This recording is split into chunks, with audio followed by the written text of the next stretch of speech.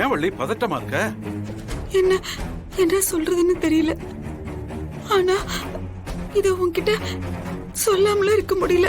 எனக்கு ஒரு பிரச்சனைனா அத நான் இந்த வீட்டுல யார்கிட்ட சொல்லி புலம்புவேன்? நீயே சொல்லு. மனசே கேட்க மாட்டேங்குதுண்ணா.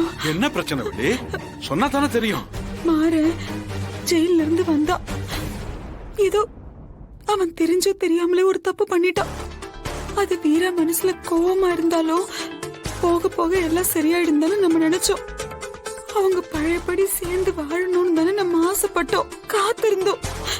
ஆனா இப்ப நடக்கிறதெல்லாம் பார்த்தா அது எதுவுமே நடக்காது போல இருக்குண்ணா. ஏன் என்ன நடந்துச்சு?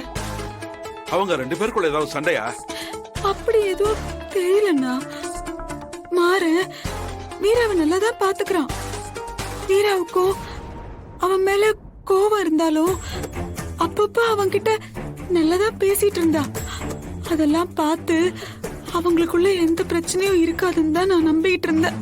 ஆனா வீராவுக்கு மாறன் மேல இருந்த கோவம் போகவே இல்லைன்னா அது அப்படியே பசுமர தானி மாதிரி அவ மனசுல பதிஞ்சு போச்சு. அதான் இப்போ மாறனை விவாகரத்து பண்றதுக்காக டைவர்ஸ் நோட்டீஸ் அனுப்பியிருக்கா. டிவோர்ஸ் நோட்டீஸா?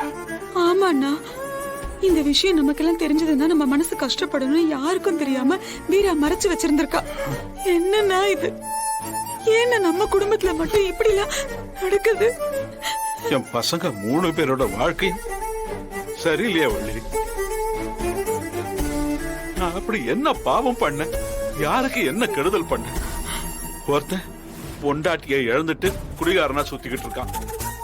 இன்னொருத்தன் நம்ம எல்லாரையும் விட்டுட்டு தனியா போய் பிரிஞ்சு வாழ்ந்துகிட்டு இருக்கான். அவங்க வாழ்க்கையில என்ன நடக்குதுன்னு இப்ப வரைக்குமே எனக்கு புரியல. சின்னவனாவது சந்தோஷமா இருப்பான்னு பார்த்தா அவனும் வாழ்க்கையை இழந்துட்டு நிக்கிறானே வள்ளி. வள்ளி, மாற நமக்காகவும் நம்ம குடும்பத்துக்காகவும் இழந்தது ரொம்ப அதிகம். அவன் இழந்ததெல்லாம் போதும். சின்ன வயசுல இருந்தே நான் அவனை தப்பா புரிஞ்சுக்கிட்டு அவனை ஒதுக்கி வச்சு ஒரு அப்பாங்கிற பாசத்தை அவனுக்கு துளியும் கூட கொடுக்காம வளர்த்துட்டேன். தான் செய்யாத தப்புக்கெல்லாம் பழியை ஏத்துக்கிட்டு ரவுடி, பொறுக்கி, திருடன்னு என்னென்னமோ அவ பேரெல்லாம் சுமந்திருக்கான்.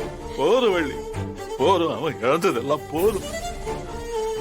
ஆனா அவன் இதுக்கப்புறம்